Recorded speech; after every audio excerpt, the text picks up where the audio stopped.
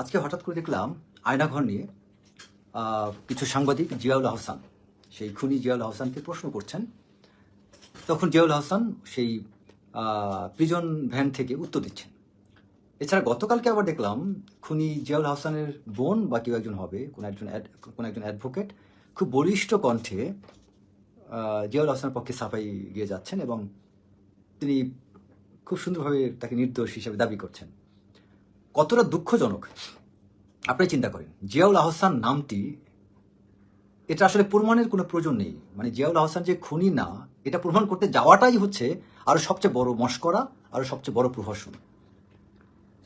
সেই জিয়াউল আহসানকে নিয়ে কত কিছু হচ্ছে, তার বোন কত সুন্দরভাবে, বা কোনো একজন অ্যাডভোকেট, আমি তার আপন বোন কিনা আমি জানি না, খুব সুন্দরভাবে, খুব বলিষ্ঠ কণ্ঠে, খুব জোরালো কণ্ঠে তিনি বক্তব্য দিলেন জিয়াউল আহসানকে নিয়ে, এবং আমরা সাংবাদিকরা তা ক্যাপচার করলাম।